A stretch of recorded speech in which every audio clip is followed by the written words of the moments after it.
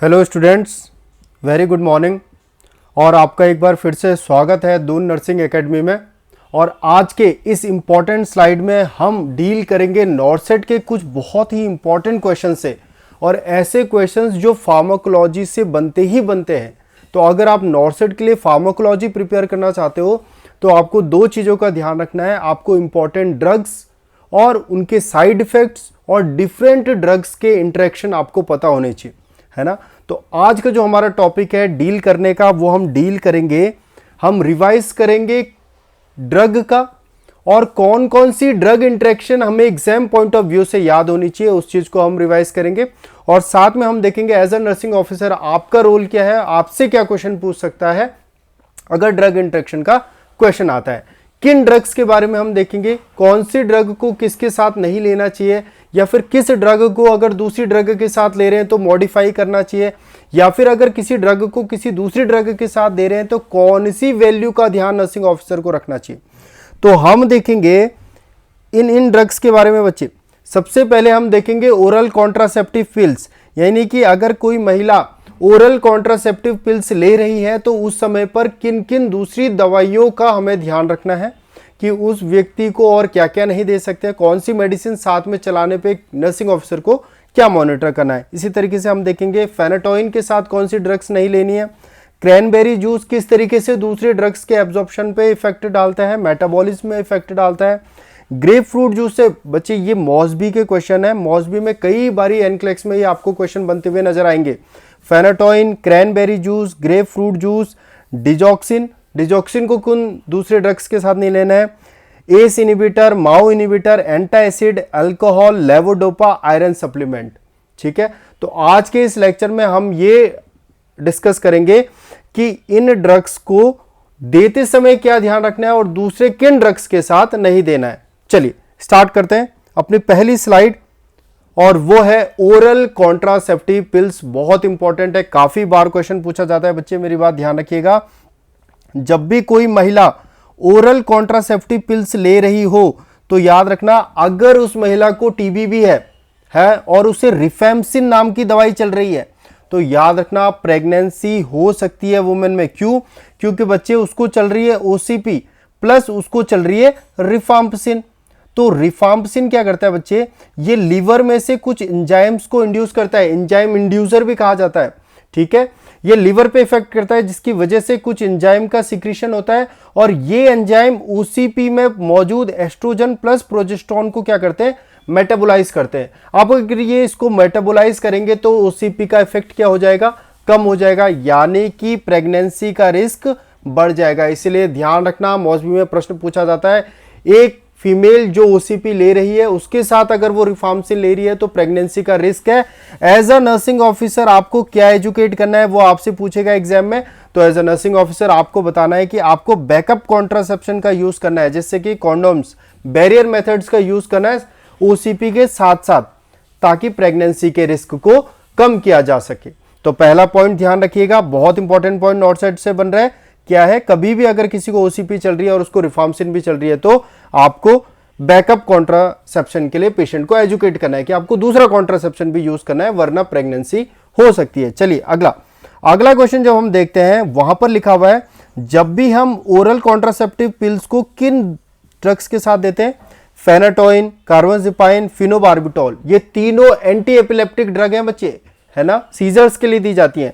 तो ये anti epileptic drug जब ओसीपी के साथ कंबाइन करके दी जाती है, या मान लीजिए दोनों व्यक्तियों को एक समय सेम टाइम पे मेडिसिन चल रही है, तो इसमें भी सेम चीज होती है, ये एंजाइम को इंड्यूस करते हैं और लीवर से, और ये एंजाइम क्या करते हैं, ओसीपी को मेटाबोलाइज कर देते हैं, जिसकी वजह से ओसीपी का इफेक्टिवनेस कम हो जाता है और फिर से प्रेगनेंसी का रिस्क बढ़ जाता है। इसीलिए यहां पर भी नर्सिंग ऑफिसर क्या बताएगा कि पेशेंट को हम बताएंगे कि किस तरीके से क्या टाइमिंग होनी चाहिए मेडिसिन को लेने की, है ना, और इस दवाई के लेने से कैसे प्रेगनेंसी हो सकती है, ये एजुकेट करना नर्स का काम है ना। तो एज अ नर्सिंग ऑफिसर ये बातें आपको ध्यान रखनी है। मौसबी का क्वेश्चन है, ये भी पूछेगा आपसे।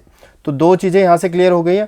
थर्ड पॉइंट की तरफ बढ़ते हैं, और थर्ड पॉइंट में वो पूछ रहा है, अगर आप किसी फीमेल को ओसीपी दे रहे हो और साथ में उसको चल रही है एंटीबायोटिक, साथ में क्या चल रही है, एंटीबायोटिक, तो बच्चे ध्यान रखना, एंटीबायोटिक क्या करती है हमारे शरीर में, एंटीबायोटिक हमारे गट में मौजूद नॉर्मल फ्लोरा को क्या करती है, डिस्ट्रॉय करती है, डिस्टर्ब करती है। और जो हमारे नॉर्मल फ्लोरा होती है गट में, वही तो ओसीपी का एब्जॉर्प्शन कराती है।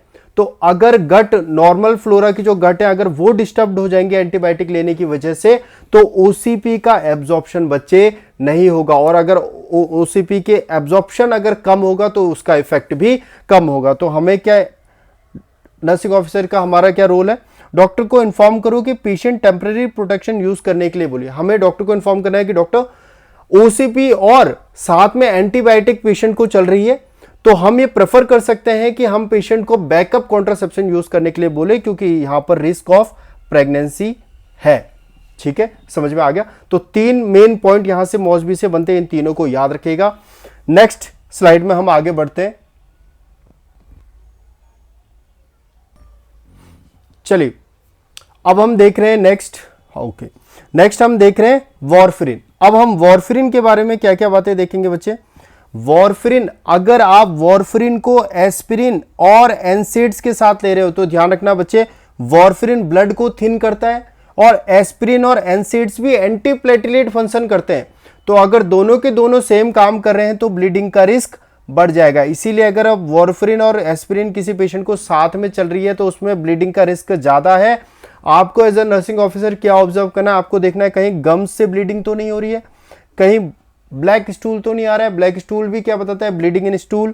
यूरिन में कहीं ब्लड तो नहीं आ रहा है। और उसका आप कौन सा लेवल चेक करोगे, INR का लेवल आप चेक करोगे पेशेंट का। ठीक है, तो ब्लीडिंग साइंस के लिए देखना है, ये इंपॉर्टेंट क्वेश्चन है, ये पूछा जाता है।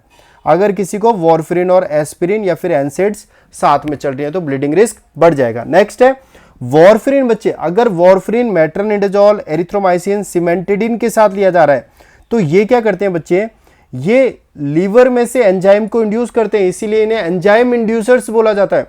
ये जो एंजाइम्स इंड्यूस करेंगे, ये एंजाइम वॉरफेरिन के मेटाबॉलिज्म को स्लो कर देता है।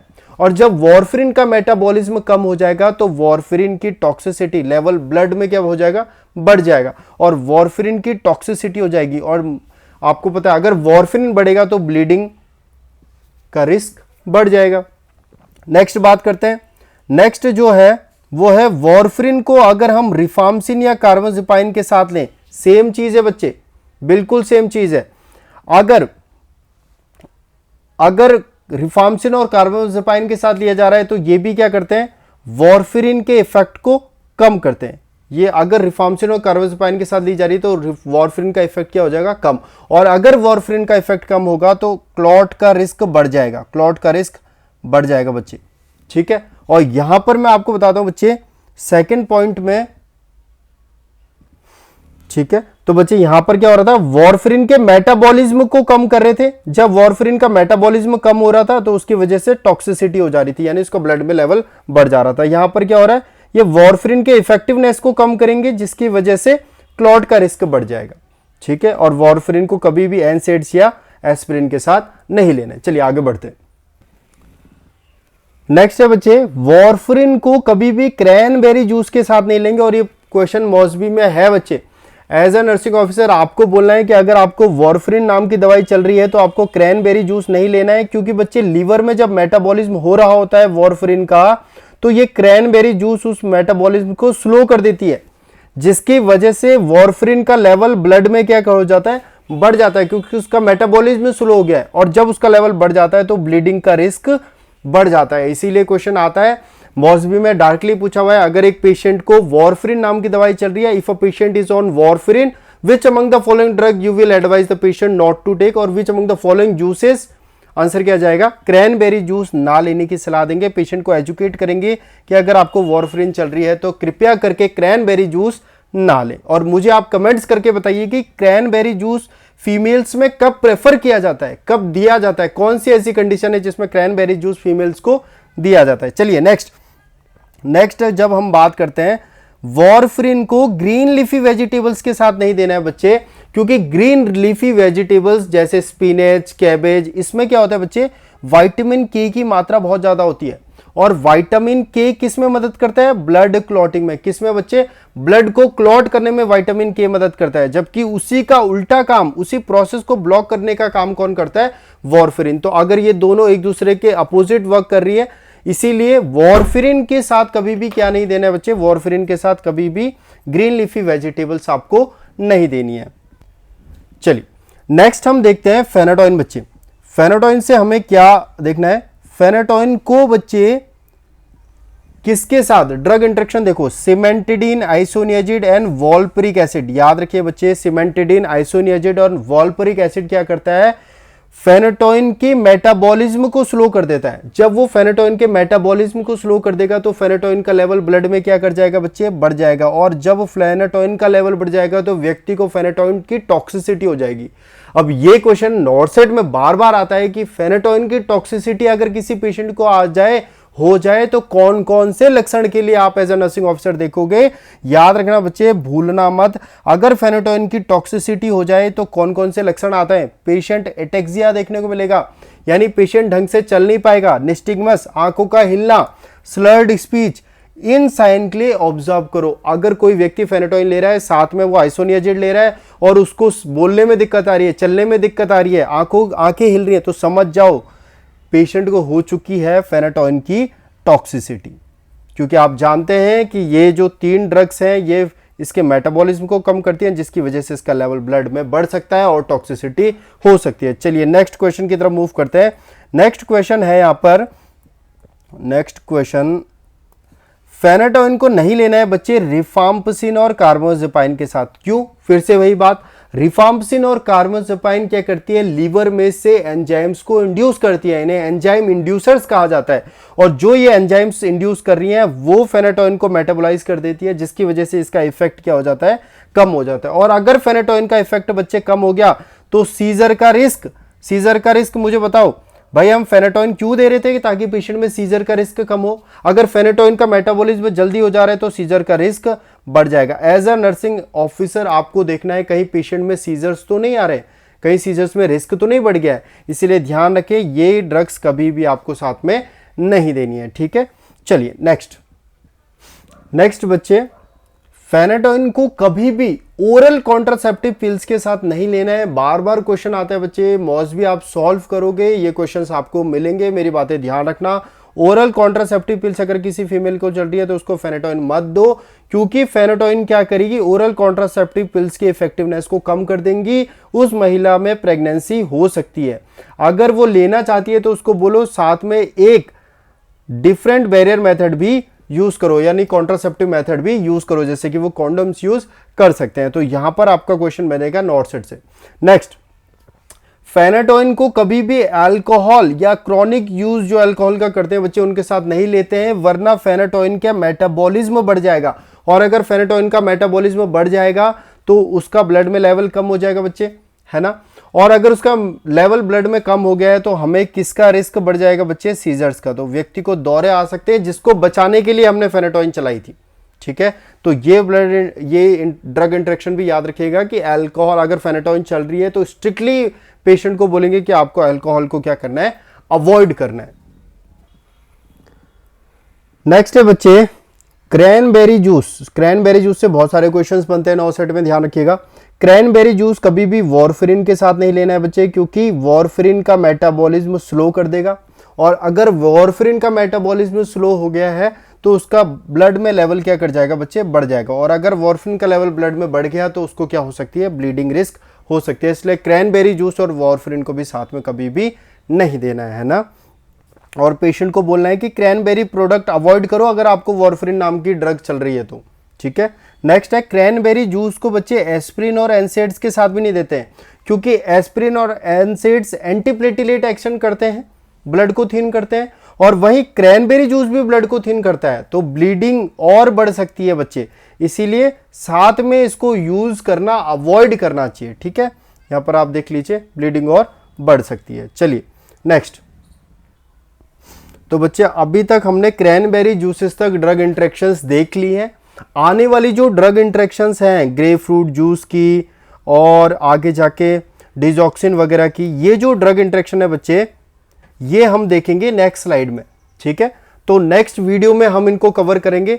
अभी तक के लिए जितने ड्रग इंटरेक्शन हमने कर लिए हैं, जैसे कि क्रैनबेरी जूस, फेनाटोइन को किसके साथ नहीं लेना है बच्चे, और उसके बाद हम देखेंगे कि वॉरफरिन को किसके साथ नहीं लेना है, वॉरफरिन को कहाँ से क्वेश्चन बनता है, ओसीपी को किन के साथ साथ नहीं लेना है ना। तो अभी तक हमने क्या क्या कवर कर दिया, हमने ओसीपी कवर कर दिया, फेनाटोइन, क्रैनबेरी जूस और क्रैनबेरी जूस तक हमने कर दिया है। ग्रेप फ्रूट जूस से आगे हम नेक्स्ट वीडियो में कवर करेंगे, ठीक है। तो प्लीज कमेंट करिएगा, जो क्वेश्चन मैंने आपसे पूछा भी था कि क्रैनबेरी जूस किस कंडीशन में फीमेल्स में दिया जाता है और क्यों, क्या रीजन है, ये भी कमेंट करिएगा। और बाकी आगे वाली जो ड्रग्स हैं वो हम नेक्स्ट वीडियो में पढ़ेंगे। Thank you.